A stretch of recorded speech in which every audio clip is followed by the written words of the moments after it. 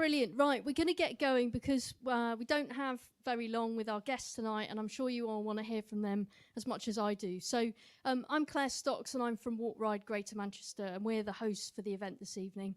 In case you don't know much about us, we are the walking and cycling and wheeling campaign for the region. We launched 4 years ago, and we've grown to include many local groups, but we're also part of that wider alliance pushing for greater change in how we get around, for all the benefits that brings, whether that's to our wallets, our health, our neighbourhoods, our air or our climate. So we are a grassroots organisation, and we're 100% volunteer run. We're set up by the people for the people, if you like, and to make sure the Bee Network's delivered in partnership with people. We do see ourselves as a critical friend, and we scrutinise and we lobby, but we also act positively in communities. And we're not just here to point out problems, we're absolutely part of the solution and here to roll up our sleeves and help make it happen. So I want to say thanks to our panel, to Andy, Sarah and Vernon, who I'm sure this is a rare chance to see all three of them together, a bit like rare birds. And we could have sold out this venue 3 times over tonight. It's really popular. And for that reason, we are actually live streaming the session, although it's just the stage that's envisioned, so don't worry about that. I want to say thank you to our venue sponsor, Bruntwood, and we will for offering us this lovely space. And Jessica from Bruntwood is going to just give us a few words in a minute about Bruntwood's commitment to active travel. And just a small bit of housekeeping. There are no fire drills scheduled, so if we hear the alarm, then please do proceed calmly back out the way you came in, and the meet point is by those big concrete stairs out the front. If you haven't been to the loos yet, they're down that corridor. Please follow the one-way system and come back all the way round. Now's a good time to put your phones on silent.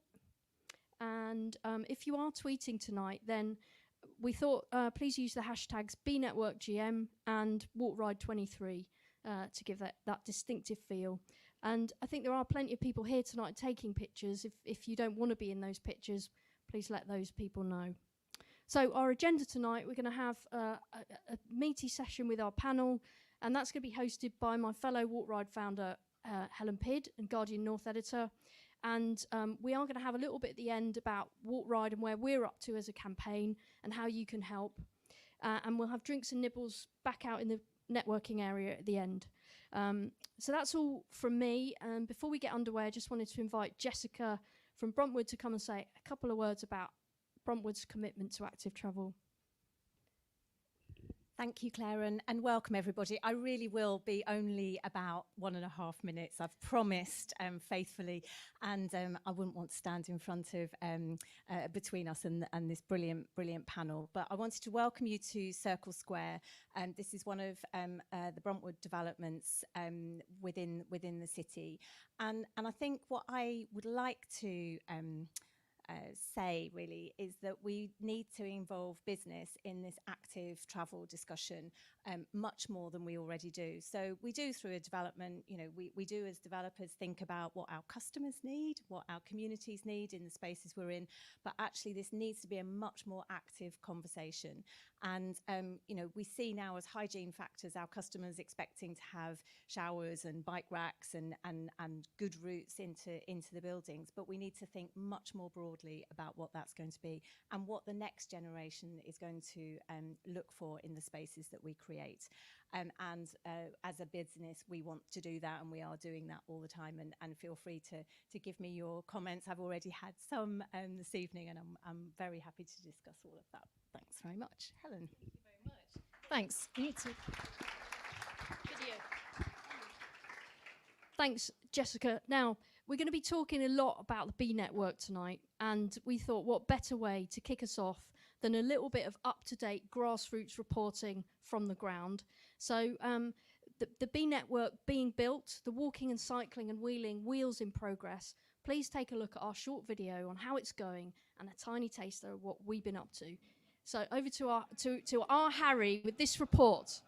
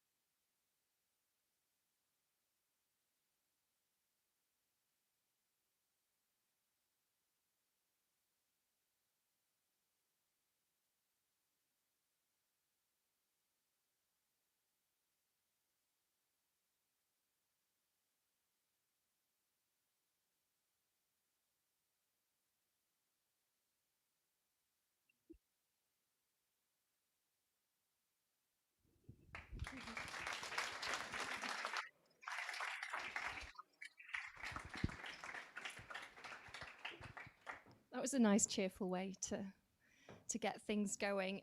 So yeah, my name's Helen Pidd. As Claire said, I'm one of the founders of Walk Ride GM. We are so thankful, so grateful to you three for making the time to see us tonight. Everybody who signed up for the event was invited to contribute questions, and we were inundated with questions. We're going to get through as many as we can in the evening, so I ask you to be quite concise in your answers, if that's okay.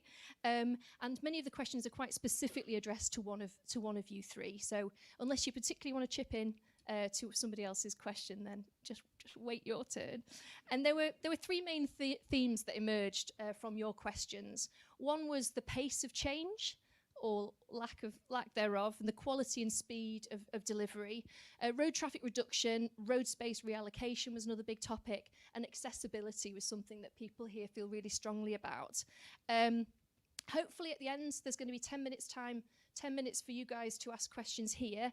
Andy will have had to go by then, unfortunately. He's got a Holocaust Memorial Day event, so he's got to go up to Bury. So there might be a few more questions for Andy than the others at the start, so that he can go at that point. And just before we get going, and maybe I should ask this at the end, but Andy, you won't be here then. We would love it if you would come back at the end of the year, because we're going to be talking about change and what's going to happen. If you could commit to coming back to our December meeting and a sort of stock take and see how things are going. So would that be okay, the three of you? Amazing. All right, brilliant. Well, let's get cracking.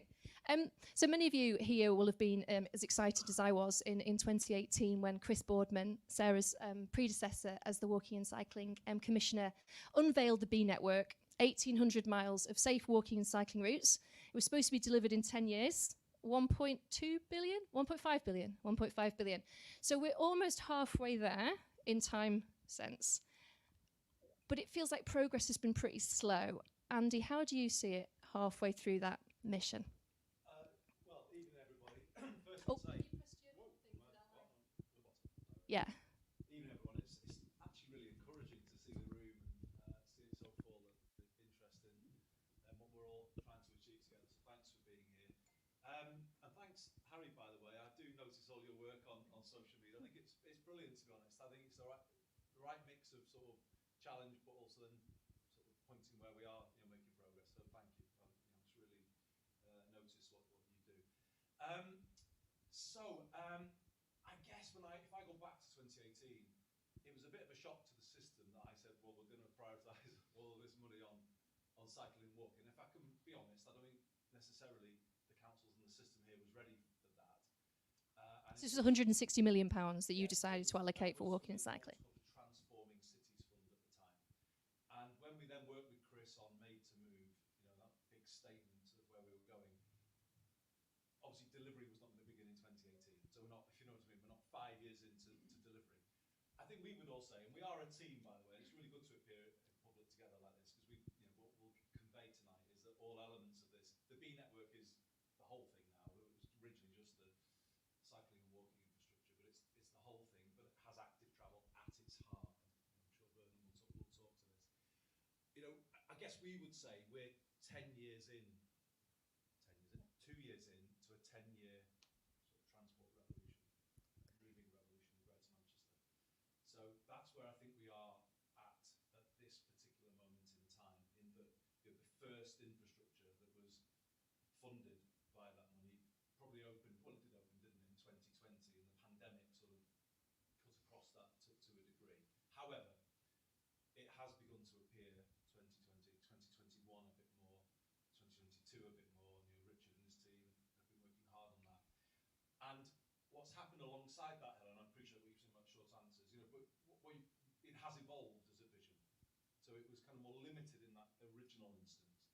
Now it is obviously a B Network vision that is about affordable, higher quality, zero emission public transport, where we would say, as a default, the first mile, the last mile should be active travel, but actually within that, the whole journey could be active travel if people want to do that. So it's not about one or the other. So the vision has become quite massive, really, in its scope. Obviously, you'll know that the buses go back under public control later this year. The B Network, with regard to bus and tram and hire bike, will be fully in place by the 5th of January 2025. So that style cap on journeys. So that is the change that's coming in alongside the delivery of the segregated infrastructure. And I guess the last point I'll just make is, this is a really hard thing that we're asking the Greater Manchester system to do. You know, we are throwing a lot of challenge in the way of TFGM and the 10 councils. You know, the 10 councils had lost a bit of capability over the decade that went before in terms of highways and some of their capacity. However, we're on with it. We're not perfect. We're here to listen, and the more we can meet and discuss things like this and take honest feedback and do our best with it. And I just want to be certain, you know, Sarah really challenges me, the system, on behalf of everybody who wants to, is impatient for the change with regard to active travel, and rightly so. That's what we want, and that's what we've got. I think we've got to, it's a bit iterative, isn't it? Because not everything will be perfect from the start. And, you know, Vernon has the London experience, and I think it was a bit like that there, wasn't it? Vernon, where, you know, some things land and some don't. And it's about having a way of working together that says we can take that feedback, we can be honest where things have not been as they should have been, hands up, but kind of work in that way. So as we kind of hit in sort of year 3, 4, 5 of this journey towards the B network proper, you know, we're getting better and better at what we do. Okay. We're landing this. And just finally then, Helen, to say, so what is it by 2030? In my mind, this is an extensive segregated infrastructure in each of our boroughs, but with then cross-GM capability as well. It's hire bikes, buses, trams and trains, some, not all, under the banner of the B network with a London-style cap over all of it. That is the 2030 vision. Okay, thanks very much. So Sarah, over to you. You launched your refreshed mission in autumn. I think we've got a slide that's got your refreshed vision. So your 3 principles: accessibility, behaviour change, communication. What's next for you, and particularly what are your goals for 2023? What do you want to be thinking about on New Year's Eve? What do you want to have achieved by then? Oh, were you thinking about the B network last yeah. So you press the button on the bottom and then it goes green. I should stick to right 5. Sorry, New Year's Eve, yes, what was that? Bottles of Prosecco. Yeah. On New Year's Eve, I think that, first of all, the 3 principles are about a culture across everything that's done, and that's not necessarily just for active travel and the B network. If you're here, and it'd be interesting to hear Jessica's approach to this from a business perspective, if what you're doing is accessible to all people who are going to utilise your facilities, if you're discussing behaviour change, how you can enable people to change behaviour and to accommodate new ideas and new concepts and to better themselves and better their own lives and the lives of the people that they work with. And then communications around very much transparent communications, making sure that when we say something, everyone understands what we're saying and it doesn't appear to be a little bit woolly and a brush up, because it's really important that everyone understands what's happening. So those are the principles of how the culture, and that should be very well embedded, if not now, then certainly by the summer and definitely by the end of the year. The 5 priorities, we're already kicking on with those very, very much so. And the infrastructure delivery was put up there basically to just re-establish exactly what it is about infrastructure delivery that needs to be done. So there's 4 areas in there, with longer routes, active neighbourhoods and crossings. Yeah, we'll talk about some of these definitely with future questions, yeah. And home to school travel, we're already starting on that. We've been discussing that. Vernon and I have been in meetings in the last couple of weeks discussing all aspects of home to school travel. So I think moving everything on has happened in the first 3 months. So by the end of this year, more will be happening. We know that the road danger reduction plan, moving us towards the opportunity to take on Vision Zero and adopt that within the whole region, that's already starting. We had a meeting about that last week. So it has really refocused everything, I think it's fair to say. And when you bring an athlete into something where perfection is what we do daily, then that's a huge challenge. And the recommendations there, the 10 of those, are some things that everybody has been working on, everyone across the whole of the region really. The 10 leaders, I went to present these to them in end of November, wasn't it, in Salford. And those are things that, again, to really kickstart the priorities and make sure that people can think this is where we could start and move onward. So I think, you know, movement on everything is what I would say for this year. And is there one piece of infrastructure that you want to be finished and riding or walking or wheeling on in December? Not specifically one piece, but I think it's about making sure that what's brought in is of the standard that we need it to be future-proofed. Because every leader I've spoken to have talked about, well, what is this going to look like in 5 years, in 10 years? As different forms of micro-mobility are invented, you know, somebody's referred to hoverboards, maybe we'll be canoeing down the canals, but we need to be aware of where we're headed and what will come after 2030 as well, and make sure that what we build is future-proofed. And so when we're talking about how we build them to what standard, and whether or not there's however many bikes likely to use it this year, next year, and then in 10 years, and really working alongside the other commissioners, Will Norman is potentially a decade ahead and has a huge amount of you know, knowledge and experience. And so I speak to the commissioners, the boys, maybe we should form a band, although I shan't be the lead singer. But the three guys are so great at helping, and we all support each other. So kind of bringing in on their experience as well. Thanks very much. So Vernon, over to you. I mean, we often hear from Andy the desire for a London-style system. Like, what can Transport for Greater Manchester and Greater Manchester learn from TfL and London, and vice versa? What are the advantages and disadvantages of both? Well, I think just building on what Sarah said, Is your mic on? London. Yeah. Green. Okay. Can you hear me at the back? Yeah. I think the London are just further along the road, frankly. And as Sarah said, the active travel commissioners across the country work in very close collaboration just to learn from each other.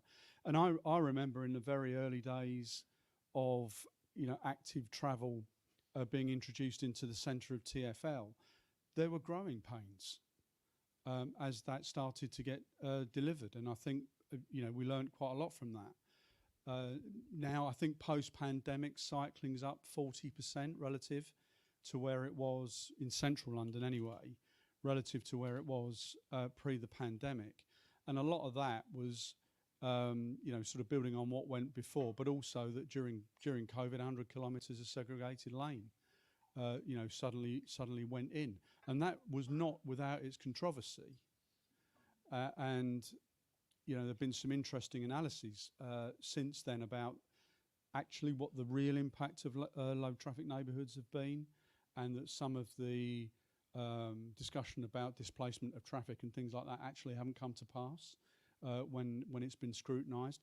I just think that we will find that we will have that sort of transformation here quite rapidly.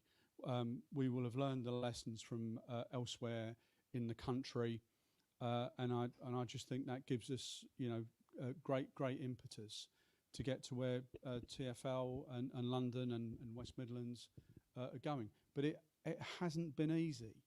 And in fact, in London, there was a lot of criticism that you'll recall that we were trying to do too much too quickly, which had in some areas, you know, it didn't have the sort of impact that we were looking for. So I think Greater Manchester is well on the journey. Sarah and I genuinely, this isn't the first time we've met, honestly, and with things like the trial, I noticed one of the other things was the bike trial on trams. Oh yeah, you jumped the gun, but go and tell us. Is it happening? Yeah, go on. We want that. We're working really hard. It's not as easy as it might sound. I just have to say that for a minute. But we're going to do it. When? And we want, we're working very closely with Transport for Greater Manchester to do it in a way which is sensible and you know, thoughtful. But we will do it. And will it be by the end of the year? Is this going to be this year? Do you think bikes on trams? Yeah. The trail? Just jump in. Yeah.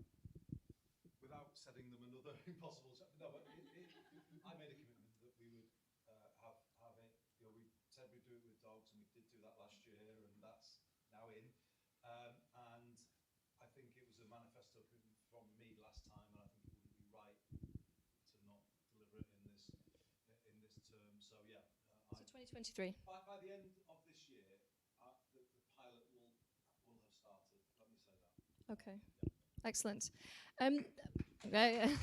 Well, we're very pleased about that, because that was one of Walk Ride GM's founding goals. So we feel like there's going to be questions later. Thank you. And I think there's going to be mixed experiences around the room, depending on where you live in Greater Manchester, in terms of the change that we're seeing and the speed of the change. Lots of the questions that we had were about this sort of postcode lottery, which is emerging. That if you live somewhere like Bury, there's not much doing on the active travel front, and there's places like Salford, Wigan, Stockport a bit, kind of surging ahead. So Andy, what are you doing to ensure that the B network is GM wide, and what can you do for these kind of laggard councils that are not getting on board? That is a bit unfair as a description, if I can. Just because my understanding of the system that I'm trying to lead changes, obviously, and the councils are their own entity. Obviously, I'm leading the GM system, but I think people do have to understand the world as it is for them. You know, they have been hit really hard, all of them. They've lost capability, and it's highways that have suffered quite a lot, isn't it? When they've had to prioritise within, shrinking budgets. And some of our councils, Bury's a smaller council, is disproportionately affected by all of that, because they had smaller teams to start with. So I think, I'll just be honest, I didn't fully get the difference between the 10 before I came into this role, but I do see it more now. And we've got to try to find ways of helping them. I don't sense any lack of appetite for the agenda. As Sarah said before, the 10 leaders, the 10 councils are bought in. We're all on this journey together, but we're on it with you. And it is about a journey of equals where everyone feeds back all of the time, and we learn, and we do it together, because it won't work otherwise. I think there is challenge to be made, but I wouldn't put it in terms of laggard councils, because I don't think that's what it is. It's not that they disagree or that they don't want to do it. They do. It's obviously just challenging given some of the climate in which they're operating. But I think with everything, there will be earlier adopters. It's like anything in life, isn't it? There'll be ones who go quick. And look at Salford. They've made big changes quite quickly, haven't they? They were already doing it pre-B. And I think it's about increasingly sort of just taking that learning and keep spreading it around our system. And Sarah obviously is well placed to do that. And Sarah, do you see any ways of, there's been talk of potentially clawing money back from councils who aren't spending their allocation or building substandard infrastructure? Is there any plans for that, to redistribute money and really just go for the councils that are really up for it? Well, that's an option if it's not been done properly, but it's not happened yet. I think everyone is delivering to the current standards, and the current standards are in review to make sure that they're adequate and where we need them to be. But it's also about looking at the position the council's in, as Andy says, and coming up with more efficient ways of working with them. So I've been working on that as well as I've come away from council meetings, and I've met all of the 10 councils and their leaders in the past 8 months. And everyone, as Andy says, is very much committed to this, but they all have different priorities in different areas of other parts of what they're working on for their residents.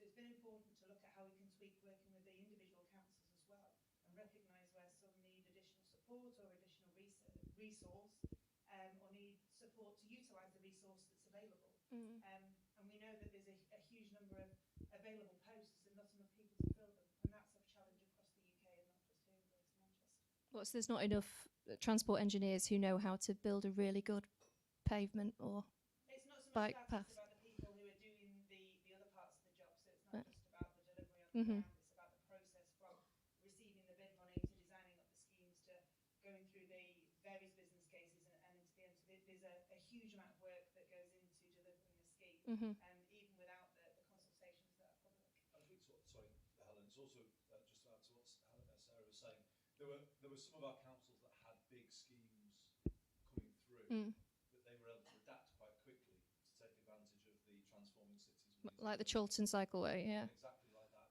Or Wigan, where it was what's called Saddle Junction, 49. There's a scheme there that links Robin Park to Wigan Town Centre now, and it was that was a sort of an ongoing scheme that they could quickly adapt, with the extra funding. So it's not always a sort of negative reason why some councils have gone first with more flagship schemes. It's just because the moment was right for them, whereas it wasn't right for others.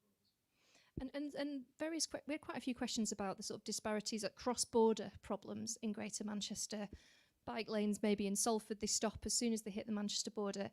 what are you doing about that, Sarah? And Vernon with the similar problems in London boroughs, I guess. So with the longer routes, that was absolutely something I was going into each council and asking about the appetite for, because there's two ways of approaching it. You have a GM approach where we work with the councils and do the cross-border routes, or you work on some of the more town centre and the various different urban centres across the Chem. And everyone that I've spoken to has been very keen to do some longer routes, but the way that we're set up means that if somebody was going to be doing a route that finished at the border, that was just what was happening because of the way that we're set up. It's just a fact.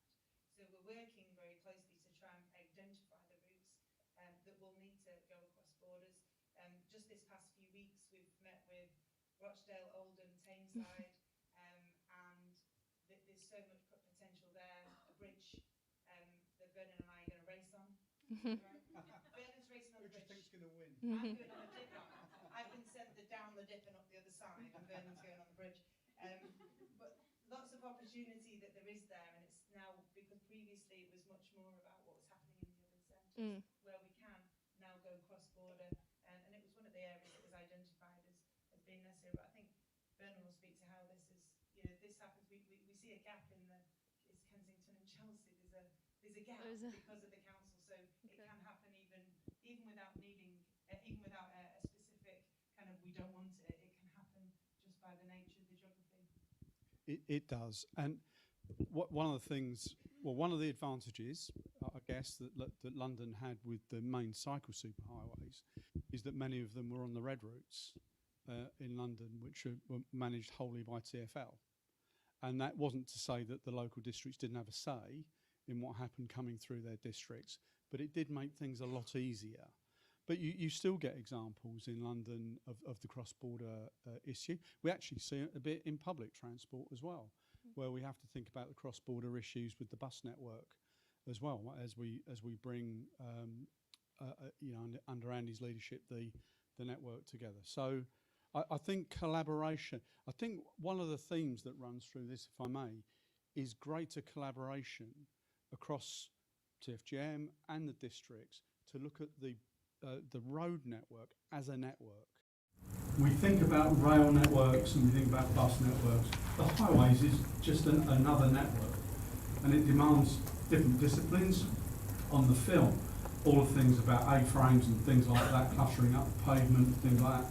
We've all got to sort of work and think and act consistently across the districts, and I think we can get there because there's a will across all 10 districts to do that, I think.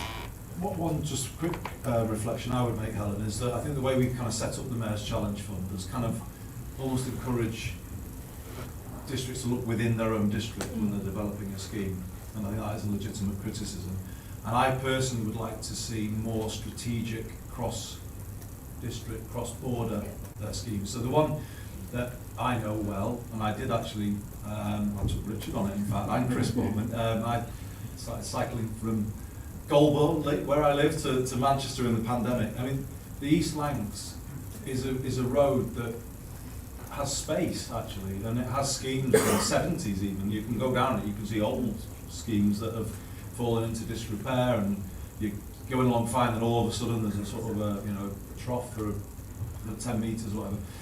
And I just think those are the kind of things where we need to just sort of get a bit better at getting Wigan, Salford in the same room and say, look, can we not just get really good, and then start working with Steve Rotherham and Simon O'Brien to say, well, can we not start doing a sort of strategic scheme all the way down from the Liverpool City region through Greater Manchester? And it's those kind of schemes, I think, is what we've got to do, be a bit more ambitious about those kind of radial routes into the city, where there's the space, and we're not, everyone. It's not a kind of big question about major upheaval. It's there. We could easily do it. Let's go on to active neighbourhoods. So in London, low traffic neighbourhoods, that's become a bit toxic as a term. So in GM, we use active neighbourhoods. Chris Boardman's vision was for basically every suburb, every neighbourhood in GM would be its own little active neighbourhood where people can walk, cycle, push a buggy safely. And yet, so many of those that have been proposed in Greater Manchester have been scrapped or scaled back or postponed. Andy, do you believe in active neighbourhoods, and are they feasible for all across Greater Manchester? I do, but we have to be realistic in terms of where people are in their lives. Isn't your role to lead? Yeah, well, it is, and we do. And, you know, it was a tough thing to say in 2018 that we were going to spend all of this money that we did, but we do, and we are leading, and we are making changes that, you know, I have to argue for on the hot seat in BBC Manchester every week. You know, We'll talk about the clean air zone in a minute. yeah, but, well, yes, we can. And it is what we're in the middle of, that change and that transition moment. I think you've got to recognise, though, because of the poor quality of infrastructure and the poor quality of public transport, people have had to depend on their cars for a long time. You know, and that's an ingrained culture in places like Greater Manchester that doesn't exist to the same extent in London, because people have always moved differently because of the superior quality of infrastructure and services. So we've got a bigger job, haven't we, to persuade people that they can make this change and not suffer a detriment. You know, and there's a bigger hearts and minds job that we've got. We've just got to be honest about that. But we are making that change. I mean, I'll give you a good example we've not really touched on. But the B-bikes, you know, the barrel bikes, was a big change, and we had to sort of, you know, having had the mobike experience, you know, you could have said, well, you know, we might have gone, oh, well, we'll leave that, and but we didn't. You know, we said, no, this needs to happen, and we pushed with Chris at the time, and then latterly with Sarah hard, and that is leadership. And actually, we've just walked from our office at Churchgate here, and I think we went past at least 2, I would say possibly 3, didn't we, people on those bikes, and you know.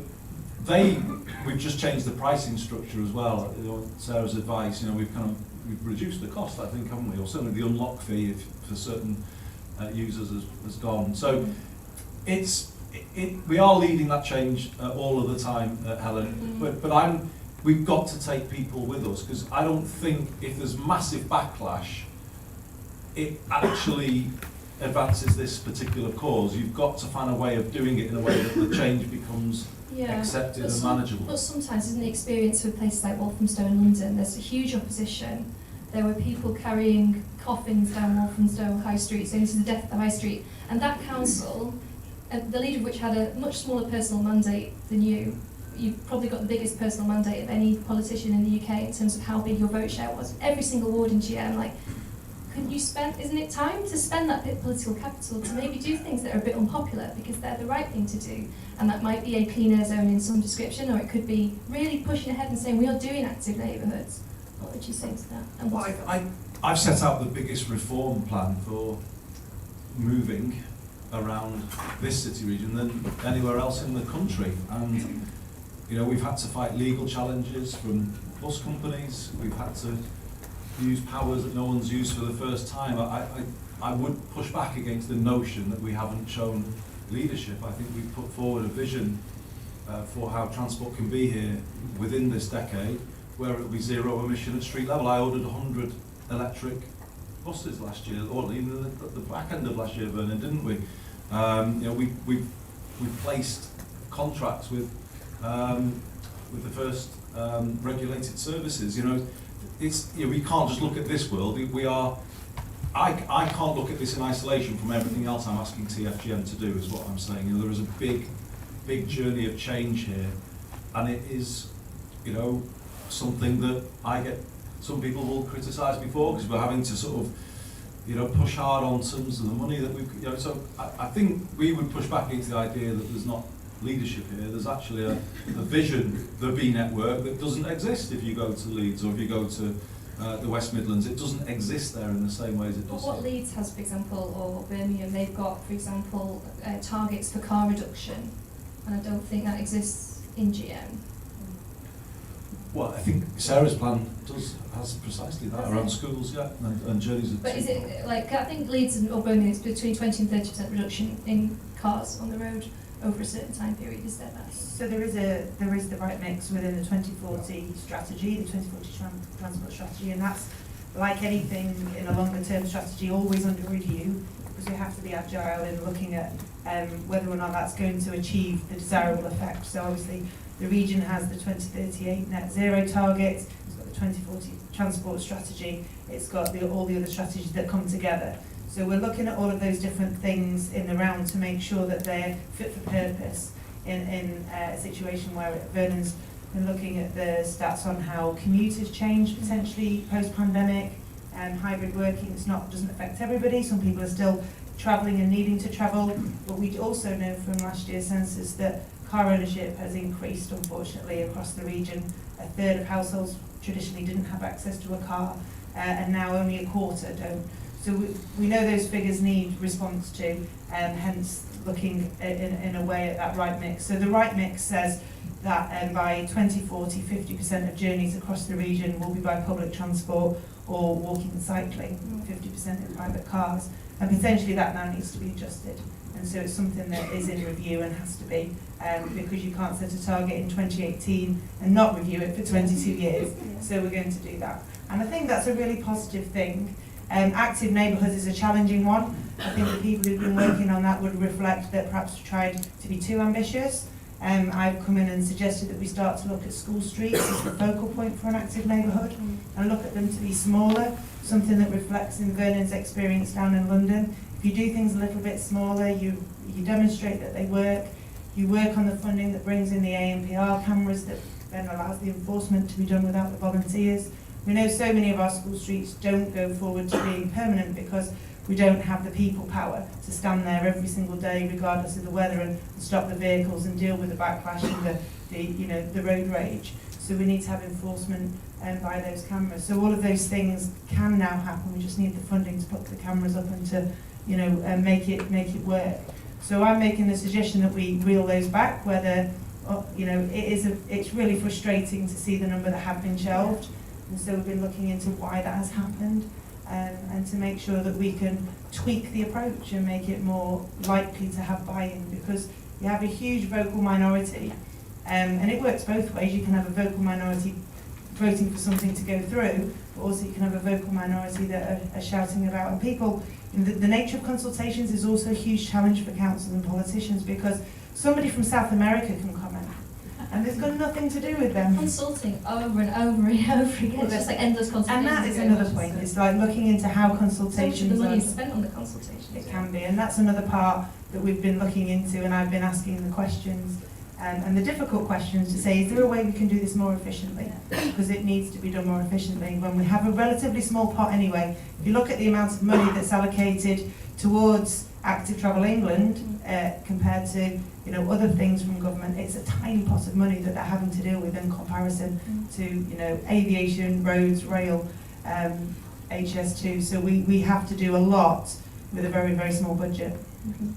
And Andy, I do listen to your phone-in sometimes on Radio Manchester. You're often getting stick about the clean air zone, and your revised proposal for the clean air zone, correct me if I'm wrong, is a non-charging zone, sort of like a vehicle compensation scheme. That's kind of how I would view it. And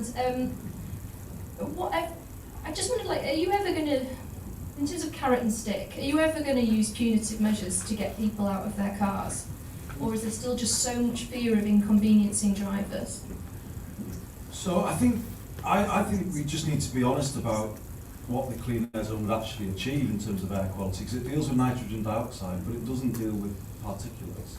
So, the question is, what's going to deliver the most change most quickly? And I personally feel it is having the B network fully operational over bus, bike and tram by the 5th of January, where we can say to our residents, you can all move differently now than you 5th could. of January 2030. Pardon? So 2025. Okay. So that will be over, bus and tram and the B bikes.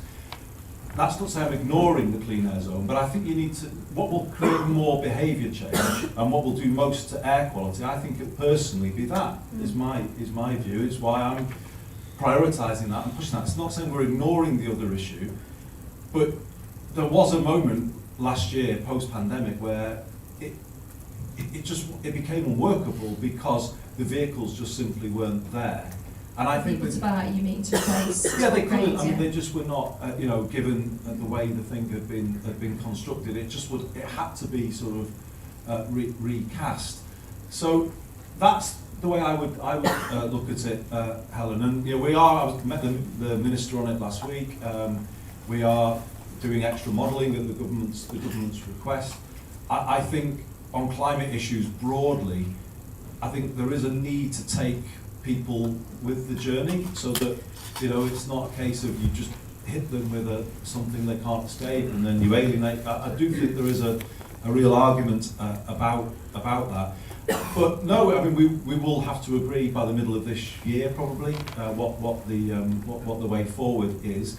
There are, I would argue, there are alternatives short of what the government has tried to sort of almost sort of, you know, push us towards, which could be measures restricting HGVs, for instance, which I think would be beneficial in the urban core where we are now.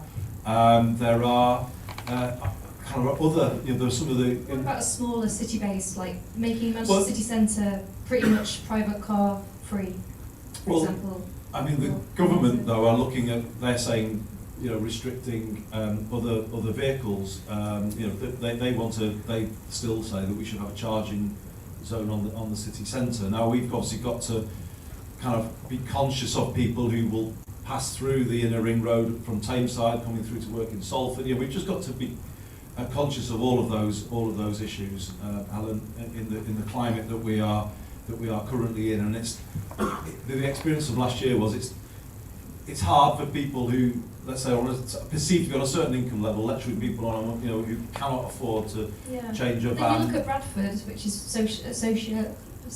very, very deprived, and they've got poor public transport, and they've gone for it. Like, what's different about Mancunian's lungs that we don't deserve the same clean air? Well, but I don't think it's necessarily, you know, easy at all there, and we're not turning our face away from clean air. All I would say is, what gets the change as quickly as possible. We've changed, the buses have already been changed, and the buses are the biggest cause of nitrogen dioxide in Greater Manchester.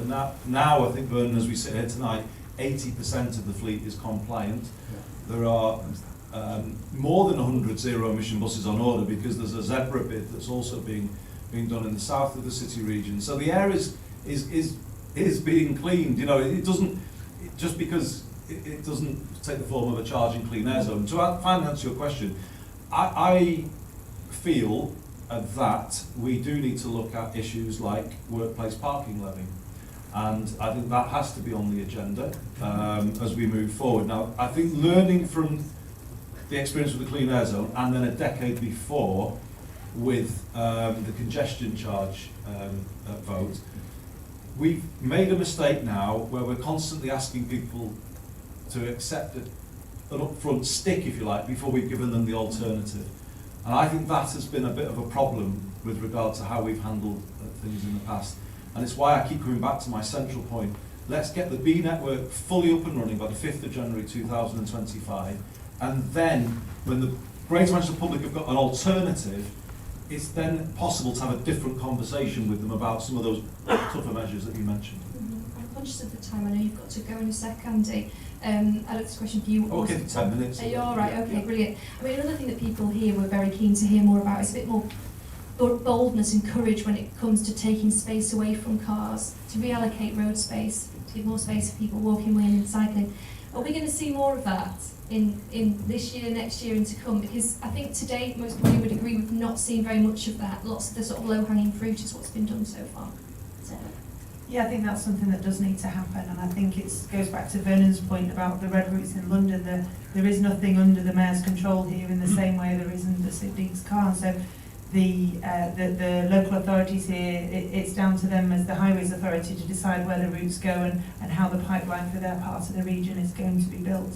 That's not to say we're not working to lean on and advise and kind of influence, but the decision does come down to them. So that's why the people in this room and the people that you can talk to and you know, continue to network with are so vital, because the leaders of your parts of the region need the political mandate to say this is what the people want, because that's how they're going to build their ideas and be able to go and counter-argue against people from, say, for example, up in Bury at the moment, you know, there's an argument from somebody saying that we shouldn't be doing it like this, we should be doing it like that, another political, you know, discussion. So it's about making sure that they have that political mandate to do it, so we can reallocate. But Vernon will say this about the bus network, where bus priority, building out the bus lanes, making sure that buses are going to be on time and a reliable journey time, because ultimately that's part of the success of the bus network, isn't it?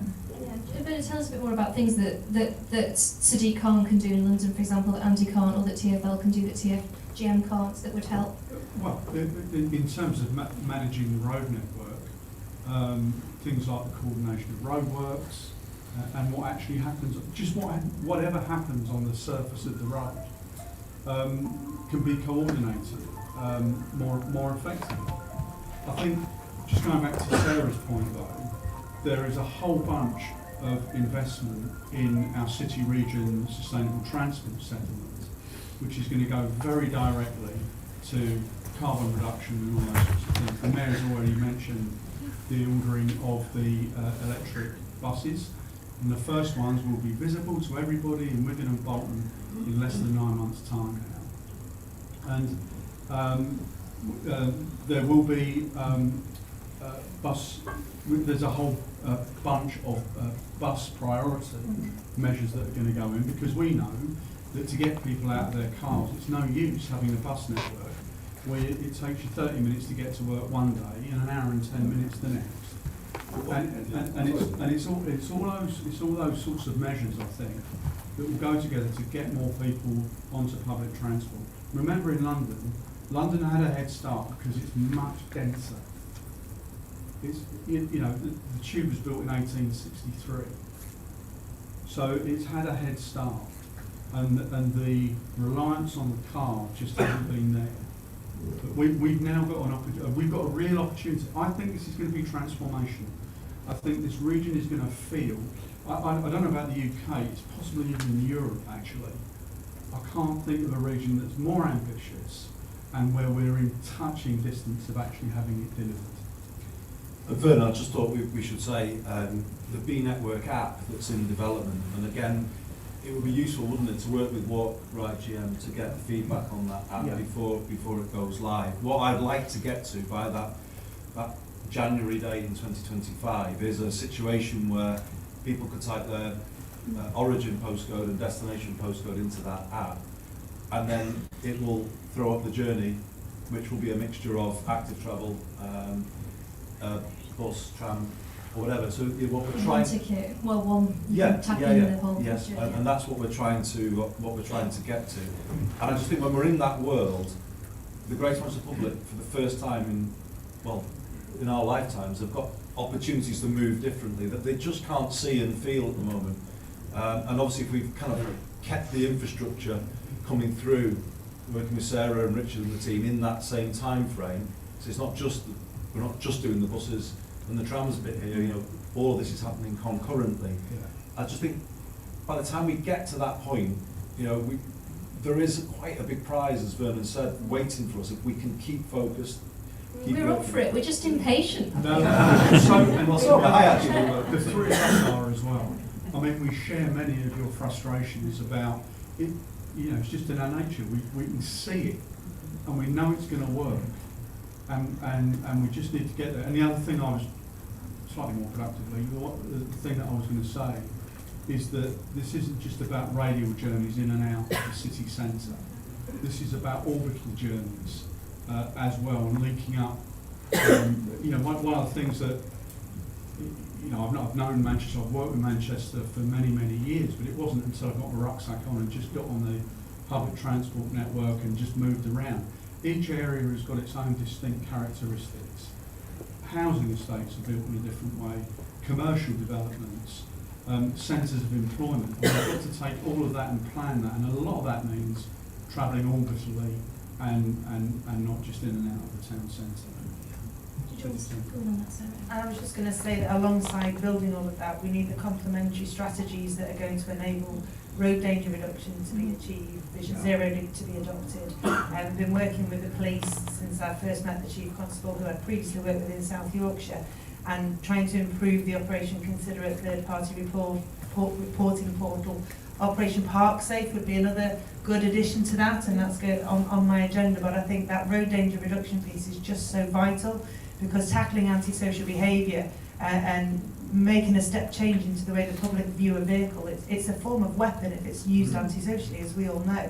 and making sure that we are pressing on the right buttons to get this agenda seen at the Minister, with the Minister of Justice and at government level, because we need better enforcement, we need better sentencing, and we need all of those things to happen much more quickly, so that we can utilise that stick against the poor driving as opposed to the other sticks that you were referring to, because we need it to be, people to be afraid of not, if you drive badly, you need to, you know, you shouldn't be allowed to use any of those solicitors that will get you off the hook. Yeah, Mr. Loophole is always sending me press releases. So, Andy, could we take 2 questions for you specifically from the floor? Do you want? Yeah.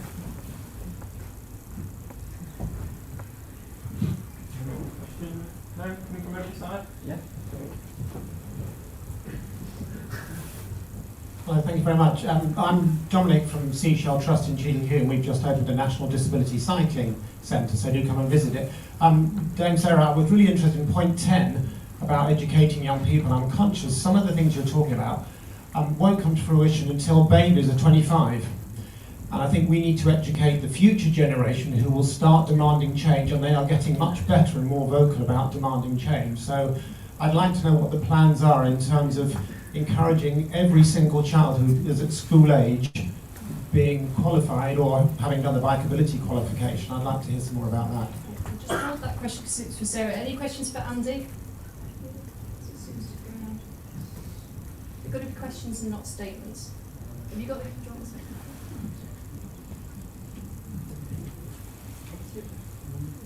lady?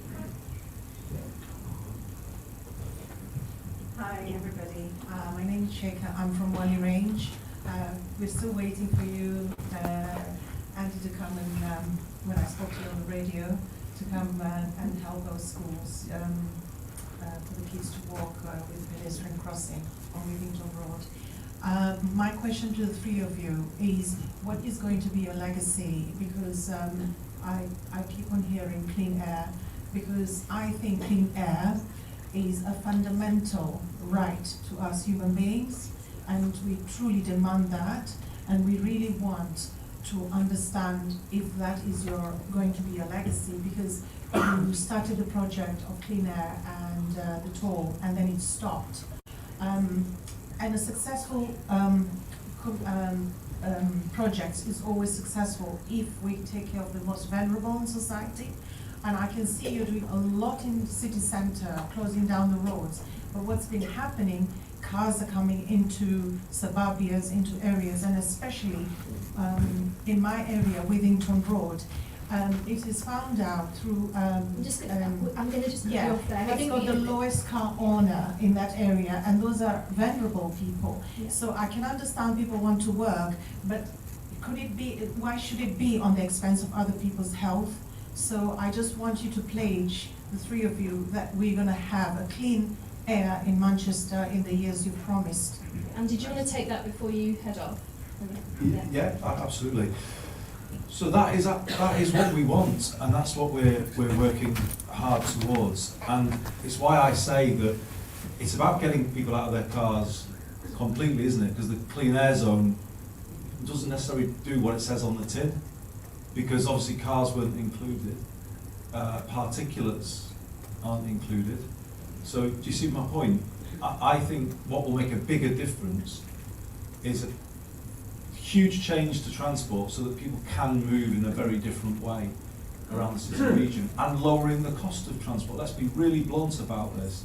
It's why I brought in the cap on bus fares in September last year. And it's why we're committed here for that to be for this whole year.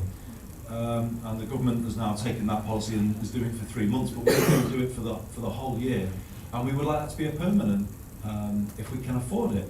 And this is why I have to look at some of those other difficult things that might sustain lower cost public transport for the long term. So that's, when you ask what's the legacy, that is what we're working towards. And you know, for me, if we had a public transport system that had a London-style cap, which it will when it comes in, you know, where people can take multiple tram, bus, bike journeys in a day and pay a lot less than they would now, that actually is that is what gets the behaviour change that this city region desperately needs. I think the point is a good one, Helen, that we could start saying to that younger generation, to pick up your point, plan without a car, because you can now live without a car in Greater Manchester. If a politician says that now, I'm not sure how believed we would be if we stood up and said that, because it's difficult, if we're honest, particularly if you live further out from the centre. But we want to get to a point where we've really knitted this system together, Vernon, so that the bus supports the tram. At the moment, the bus is trying to undercut the tram. It's competing with it. You get to a world where buses are doing the orbital and delivering people to the tram, and it's all an electric system. You know, the trams run on renewable energy at the moment. The trams run on green energy, and they are zero emission at street level. Imagine a transport system when it's fully electric, as I hope it will be by the end of this decade. You know, that is an amazing thing, and it's something that London actually can't achieve because of the nature of the underground.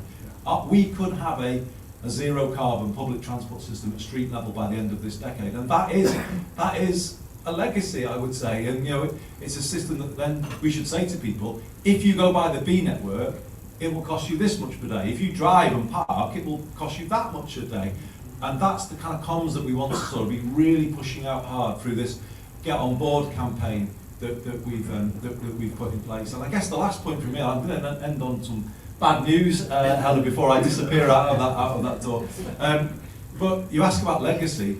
Well, I am going to see this through, and I am going to stand for a third term, because I see this as like massively. I am hugely invested in delivering. I saw the buses change here in 1986. You know, my 10p bus from Lee bus station to the Arndale disappeared, and we got what we all know what we got, and I remember that, and I feel a sense of kind of mission about this, personal mission, that this city region needs to have back control of its own transport system. The B network is there for a reason. It's meant to signify control and ownership. That's what it's there to do. You know, we are buying back the bus depots at this moment in time. We are buying them back and electrifying the bus depots at this moment in time, and that's the point. We take control back of this transport system. We clean it up. We make it more affordable. We connect it to active travel.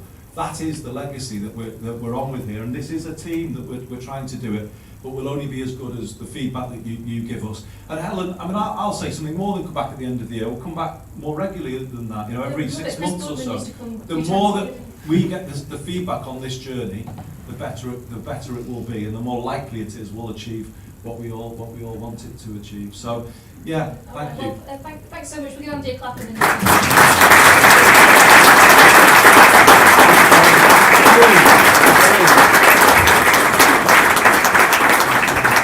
Just a few more quite short questions that I've not got through yet, and one of them, Vernon, would be for you. So we know that a lot of the majority of the money that's coming from central government to GM for transport is for public transport. So can you tell us, like, will future tram trains, will there be bike capacity built into them? And in terms of bus lanes, how are you going to make them cycle friendly? Will the new tram lines have bike lanes along them? That sort of thing. Well, I think the only thing I can say is that we will where we've got the ability to design in active travel to new infrastructure. That's what we'll do. Great. And yeah, so yeah. Excellent. Brilliant. And then accessibility is some really important thing that we've not talked about, but it's something people here have campaigned passionately about.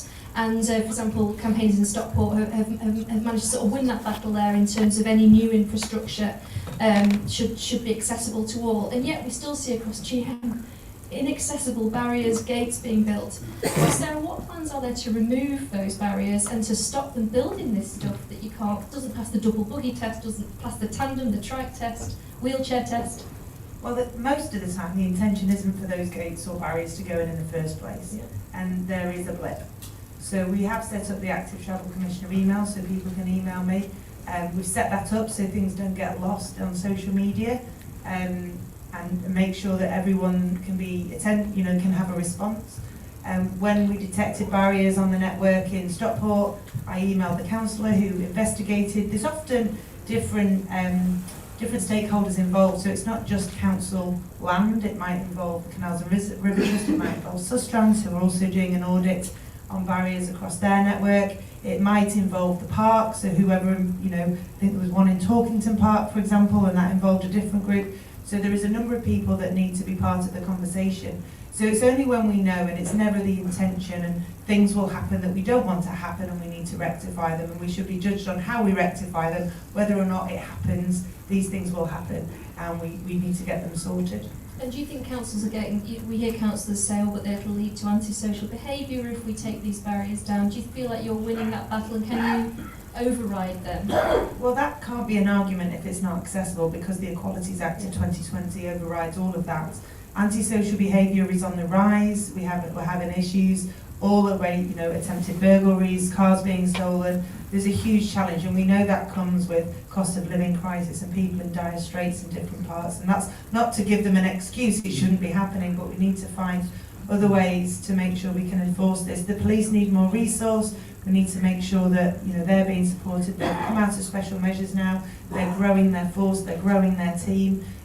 From a transport system perspective, they're treating the transport system like the 11th district, so that's seeing policing happening in a different way. And so, you know, there is change afoot, and that will gradually be felt around, you know, around the region. So we just have to keep pushing on those right buttons. I have a monthly meeting or a bi-weekly meeting with my contact at GMP to discuss the things that need to be changed and addressed. So anything that comes through to my Active Travel Commissioner email, you'll be asked if we can pass that on to a third party to try and get a better resolution or a better response. If you respond to say yes, you're happy with that, then that can go further, and we can hopefully make some impact more quickly. What is that email address? We'll tweet it out as well. Do you know off the top of your head? It's atcommissioner@greatermanchester-ca.gov.uk. Brilliant. And then on accessibility, Vernon, people in wheelchairs, there's many stations in Greater Manchester which presumably are going to be brought in, hopefully, according to Andy's vision, within the B network, where you still can't get to a platform without going up some stairs. Is that in the plan? Yes. We have to be relentless about that too. But even things like bus stops. There's a lot of money in our city capital settlement to actually make bus stops accessible. And sometimes people look at it and say, "What do you mean? Aren't all bus stops accessible?" Well, no, they're not. If you're a wheelchair user, the new buses that we just ordered, the electric buses we've ordered from Alexander Dennis built in the north of England, will have two spaces for wheelchair users, and we're going to be relentless about accessibility. Even if you go in London, you know, a lot of the tube still isn't. It's Victoria, and it costs a lot of money to actually make it accessible. But we've got a chance here of making progress. We will continue to make cases for the National Rail Network stations to be done. And what I'd really like to do is where there's commercial development going on. You look around Greater Manchester, not just in the city centre, but in the districts as well, there are cranes everywhere. And I think we should be working more with the commercial developers and things like that to get money off them to improve the local infrastructure. That's not a criticism. Just, I mean, look at this. This is fantastic, right? This is really providing a heartbeat of the region. But I think collectively, it's our obligation to lower barriers to the use of active travel and public transport, and we'll just be relentless in pursuing it. Thanks so much. Did you answer that chat? No, I was going to say, Claire, can we get the 10 recommendations up just so people have a reference, because that was the most wordy of the recommendations. And the reason for that is because you're absolutely right. We need to make sure that the opportunities are there, or that you've paraphrased me. The opportunities are there so that everybody has that access, and so Bikeability have their own target for 2025, which we'd like to assist them with. But we also want to work with our network of Wheels for All centres to make sure that there is opportunity within that. And I've been talking to Bikeability since my time in South Yorkshire about how we adapt cycle training for non-standard cycles to make sure that everybody has that chance. And we know on the impact of the Wheels for All centres, and you have one, I think, at the Seashell Trust, which is fantastic. And it's about linking those centres to infrastructure. So making sure that, you know, for example, the one out in Wigan, can we make sure that they have access to the one along the guided busway so that people can make those journeys and make it more likely that other people will see that and then utilise the journey for themselves. And that will take time because we need a generation of people to recognise it's something they can do. And to, you know, for so many people they're told, and disability is used as a reason not to do something. And it's the does he take sugar effect. And we need people to stop responding that this is, I mean, it's happening in Bath at the moment. You know, people, disabled people are being taken out of Bath with all these closed roads. And it's probably not the case, but it's seen to be an excuse, and it's not something that can happen. Disabled people need to have a voice for themselves and need to be given the same opportunities. Yeah, I think we're going to have to draw this part of the evening to a close. I mean, I'm thinking journalistically here, but I think we got a few scoops out of you there. Perhaps moving away from active neighbourhoods and concentrating on school streets as being a sort of way into. Yeah, I think active neighbourhoods are still very much a thing, but it's the starting point for me. And I think when Chris laid out the plans for, you know, filtered streets and simple things that would enable a neighbourhood to take control of their own vision. A school street, you need to have a focal point, a small parade of shops. You know, Waltham Forest, you refer to that. That was exactly how they started, the parade of shops, you know, a filter, making sure it was accessible if emergency vehicles needed to use it as the through route. All of those things can be built into the active neighbourhoods, as we all probably know in this room. It's about disseminating that information to the people who have been reading the wrong newspapers and reading the newspapers that like to think it's something to politicise. So if we can all pledge to go out there, we asked a pledge for Andy and for us. Well, what about a pledge you guys could do for us, and you disseminate this information to a family member or to somebody who can then disseminate it further. And if you pledge to meet 3 people who will go to 3 more people, we'll have that, you know, cascade effect of getting the good news out there. Because this is about health and well-being.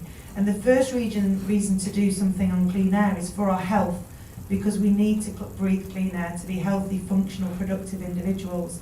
It's not really about a transport system at all. It's about being healthy and productive human beings who can live long and happy lives. Thank you.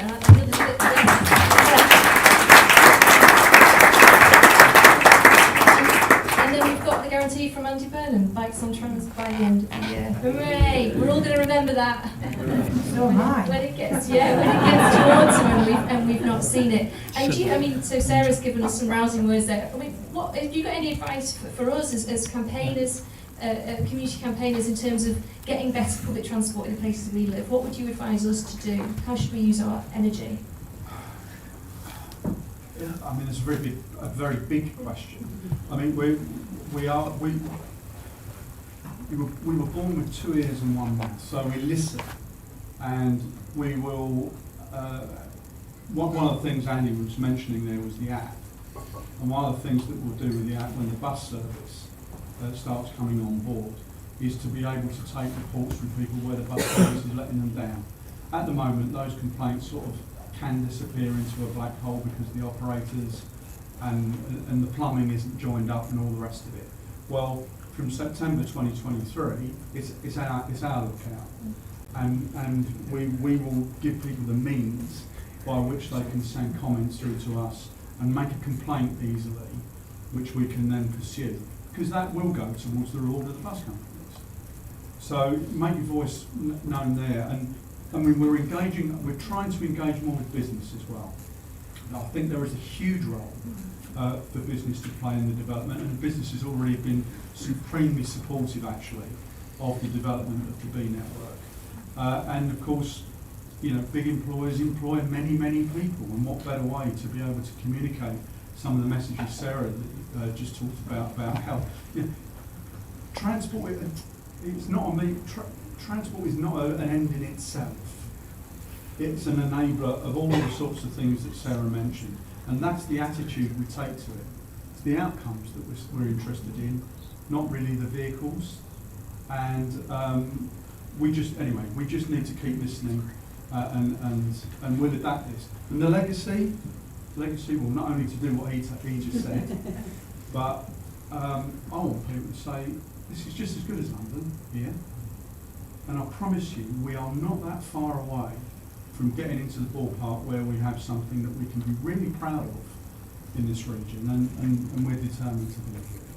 Just as good as London, or even better. That's what we aim for, isn't it? All right, well, thank you so much for your panel. I'm sorry we haven't had a chance for the questions. Thank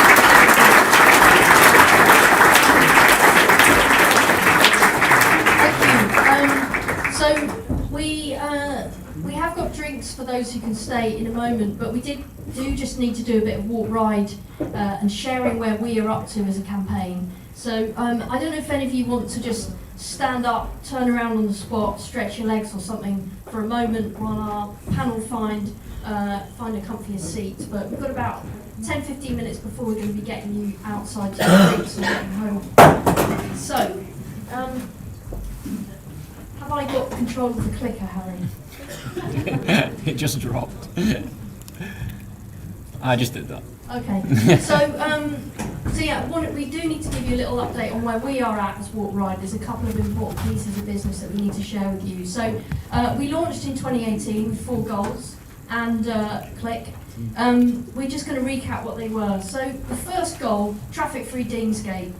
Second goal, bikes on trams in peak. Third goal, localised enforcement of pavement parking while waiting for the national ban. And fourth goal, sorting out the school run, which as we know accounts for a lot of traffic in peak time and also makes it too dangerous for kids to walk and cycle. So 4 years ago, did we think it would all be fixed now? No, we did not. And it has been slower than we thought. But to be fair, there has been some progress on these, including tonight some commitments, new commitments made. So it is fair. This is difficult what the Mayor and the Commissioners are trying to do. And we are in a different place, but we have to say that none of those 4 goals have completely been realised. So let's quickly take them one by one. And I have to say, on Deansgate, there has been progress in Manchester. So we are expecting to see over the next 12 months some new policy ambitions under leader Bev Craig and her exec member Tracy Rawlins, and work that we hope sets out a greater ambition and, crucially, delivery plan. Now that should start, I'm told there's a new piece of work coming out next week which will be going to committee called the Manchester Active Travel Strategy and Investment Plan, and that is something that we helped argue the case for. And Manchester's new leadership, I have to say, I do think they are taking this agenda seriously now, unlike the previous regime.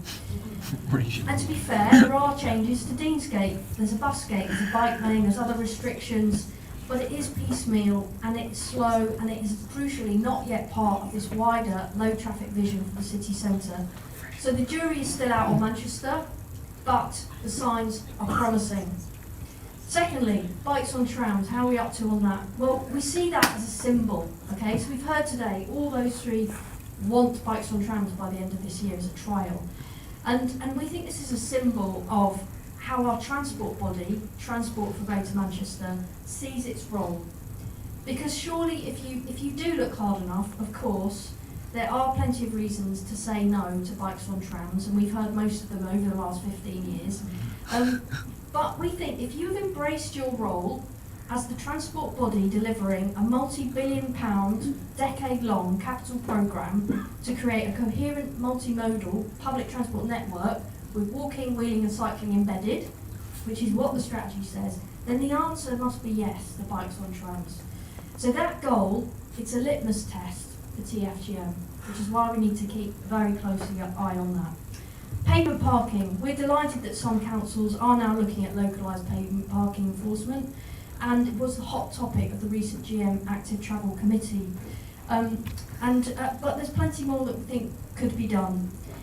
School run, lastly, brilliant to see that front and centre in Dame Sarah's refresh mission, and we hope that Manchester's new policies really set out how changing the low rates of walking and cycling to school become more of a top priority, particularly cycling, which is still stuck at around 1%.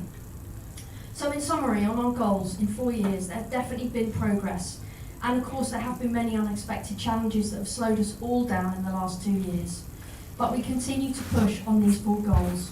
So how do we do that? I'm just going to give you a very quick understanding of how we work as a campaign group. So councillors are in charge of climate change. That's a quote from Chris Boardman, Active Travel Commissioner for England now, formerly of this parish, on what he learned from working in Greater Manchester on this agenda. Now, it sounds simplistic and maybe a bit unfair in some circumstances, but when it comes to active travel, he is right in that none of this can happen without our councillors deciding it can happen. And to implement the B network vision, we need changes to our roads, our pavements, lower speed limits, more parking restrictions, and those restrictions to get more expensive. And all of these powers are controlled by your local council. So in Manchester, for instance, we have 96 councillors and 10 in the executive. And it's those 10 who actually make all the big decisions about money and priorities. Without money and priorities, things don't happen. So that is why our main goal is to build political will. And how do we do that? Well, we do that using this twin track approach. So on the one hand, we are a grassroots network. We are here to support and activate people. We are the people. And whether that's to run a play street, a school street, a litter picking group, a cargo bike scheme, anything that demonstrates in community the benefits of the stuff that we are talking about. And the reason for that, we need to show it in action, is because ultimately we need to show that the silent majority want this stuff. Because that is ultimately what politicians need to hear. They need to hear that we the people want this stuff. So on the other hand, over here, our role is about scrutinising what our politicians are doing, checking whether they're living up to their promises, and feeding back, whether that's through consultations, committees, or our communications, or events like this. But we also try and build relationships to understand their challenges, because we need to know what it is they want to achieve and how we can work together with them. Because ultimately, we want to help politicians be bold. We want them to see the truth, which is that most people do want this stuff. And we need to work with them because we can help them make this land well in communities. Because if it doesn't, it's just a waste of money. So that is our twin track approach. And in a very neat summary of how we think about it is as a critical friend. And at this point, on the friends side, we definitely want to say thank you to everyone who is working on this agenda, whether that's a volunteer or within the system. And we really respect anyone who is doing this. It's not easy. When it comes to the critical bit, there are two main areas that we are currently scrutinising. One is around delivery, and whether that's the pace, the quality, or meeting the initial commitments that have been set out.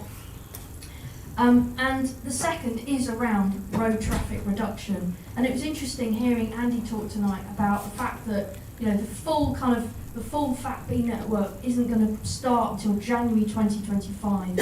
So perhaps that is the point that we do need to start being realistic, that we need to start seeing road traffic reduction measures. Because at the moment, those targets and measures do not appear anywhere in our strategy documents. We heard about the right mix earlier. The right mix piece of work sets out only how we're going to increase sustainable journeys. There are no parallel measures to reduce road traffic journeys, unlike, for instance, Edinburgh, which last week announced a 30% target for reducing road kilometres by 2030. So perhaps that's not realistic till after 2025, but at that point we need to start seeing real measures on this agenda, because the evidence is that without those restrictive measures, then you can't actually change behaviour at scale, albeit you need those positive alternatives as well. So that's a summary of kind of how we work, and I'm just going to hand to Kaz now, who's also part of Walk Ride. He's going to give us a really quick summary of some of the recent things that we've been doing in our campaign, and then we'll move to the finish. Thanks, Claire. Is my microphone on? Can everyone hear me? Tap the bottom. Tap the bottom. Just one. Is it green? On the screen on the front? On the side.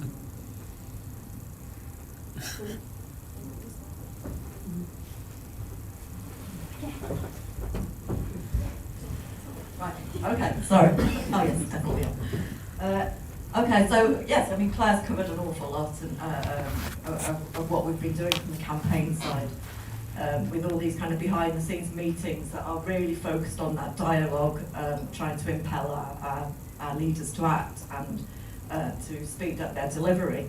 One of the ways that we've been doing that is that as Walk Ride GM, we've become part of the Walking and Cycling Advisory Group. There'll be others in the room from other organisations who are also doing that. And we've been part of that inaugural meeting and subsequent meetings since then, and now feel that we are well placed to influence that. So that's been really useful. We're also part of one of their, a couple of their subgroups, including the children and young people subgroup, where we're working on active travel to school. We've lobbied for better governance at GM level, as Claire said, and subsequently, we have got the active travel subcommittee. We've been able to feed into their work plan. Don't need to see anything about bikes and dogs on trams. I think we've said that to death. Obviously, that's really good.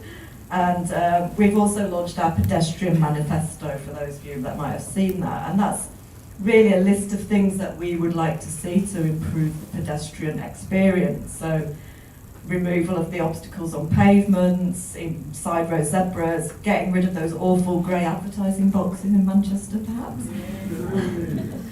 Pavement parking is key to that, and priority for pedestrians on signal-controlled crossings. But most important, what I wanted to just touch on is the work that we've been doing in the community. And we wrote round to all our local groups, and we've actually got 22 local groups across Greater Manchester, which I think is phenomenal.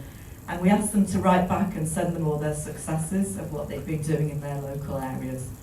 And the list is massive, and I'm only going to just touch on it now. And what I'd like to do is see if we can get a blog together so we can celebrate that a little bit more after this session.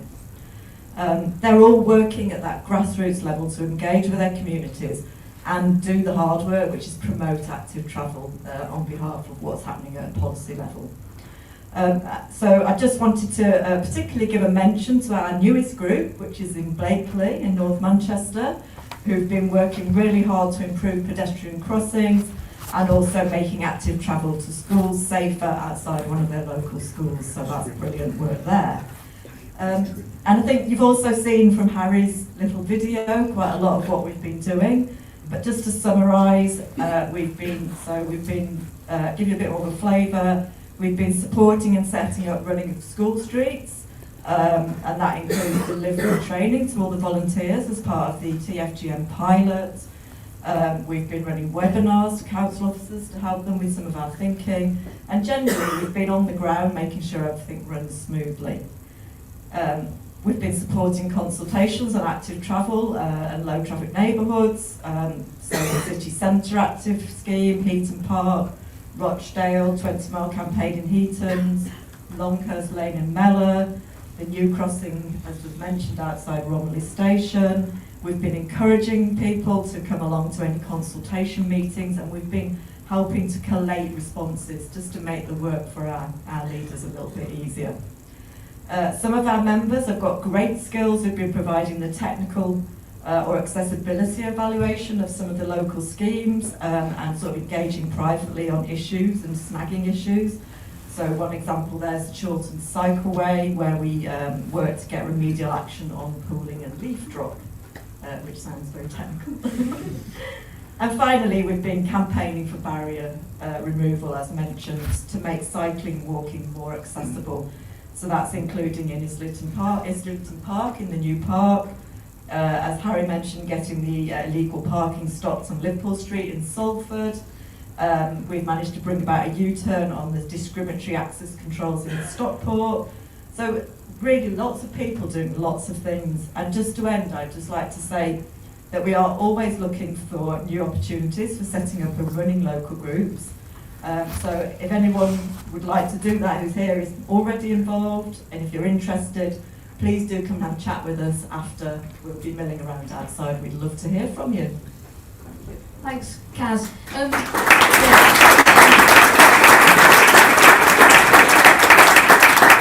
again, anyone who is part of a local group is Walk Ride, but anyone who's working on this agenda in any capacity, well done, because it's not easy. So lastly, next slide, we wanted to share our immediate challenge as a campaign. That's the thanks. Next slide. So our immediate challenge is that, we have been to date in an entirely volunteer-run organisation. And we've decided that in order to become as effective as we need to be, to better support our grassroots network, that we need to work towards securing a small income, because everything that we've done so far has basically been in people's spare time. So we estimate that a small income of around £15,000 a year would allow us to employ a part-time administrator, and that role would make all the difference. It's what enabled the likes of the London Cycle campaign to become the success that it is now. And look at what a difference they have helped make in London. So we know we need to remain independent to be effective, so we won't seek money, that threatens that. But so that's fundamentally our single most important goal as an organisation, is to find a route to fundraise, to give ourselves some paid administration. But an even more immediate challenge in order to enable that is that we basically need new steering group members to help us plot this course to funding and to help us have the person power to do that. So we do have some future priorities. Next slide. Things like rebuilding our communications, doing more events like this, creating compelling content, talking to the media about this agenda.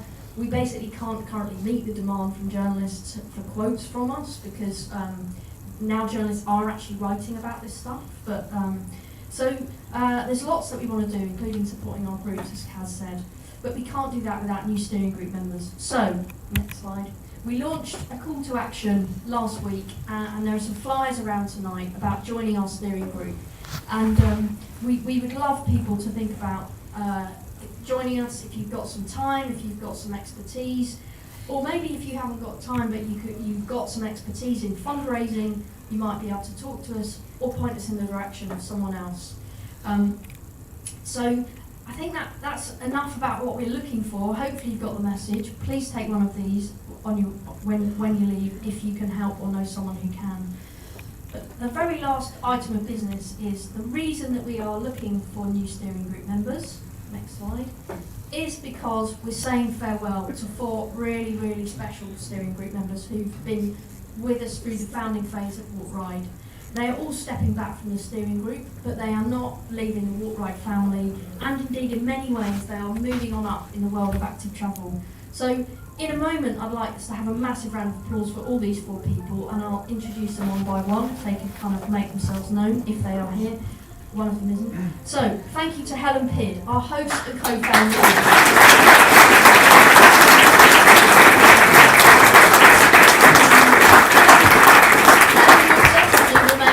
With Walk Ride Romilly, if only because when she appeared as Queen in that street party this summer, will she ever top that? I doubt it. So thank you to Helen. Secondly, and she can't be with us tonight, but she is watching the live stream. Hello, Nadia. So thank you to Nadia.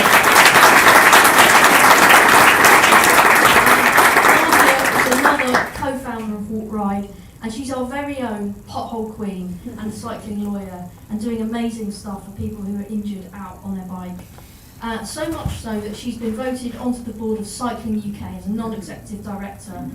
So that's one of the reasons why she's having to scale back her time with us. So thank you, Nadia. Thirdly, thank you to Harry Larrington Spencer, also known as the Tricycle Mayor of GM.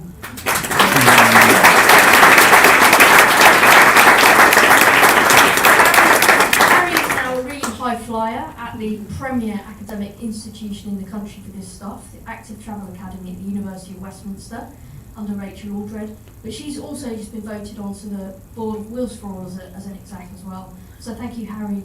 And then lastly, to our man Aula, who is here tonight, but he's a man of mystery, so you might not know who he is. He is running our live tweets. And Aula will remain active in Walk Ride Stockport while he does his Transport Planning Masters. And I personally wish you massive good luck with that, because I cannot think of anyone that I would rather have working professionally in the industry to help us with this massive change that we're seeking to make. So please join me in a final round of applause for all those people.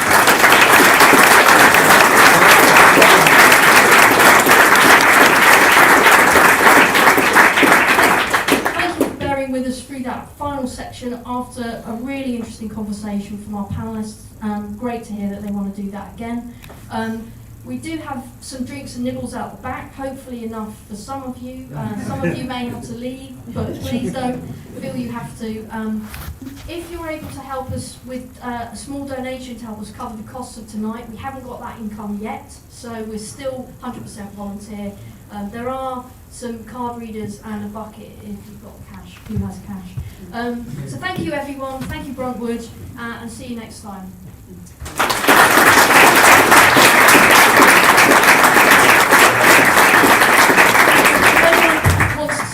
About 7:30, a few of us will be going to post-event drinks at Yes.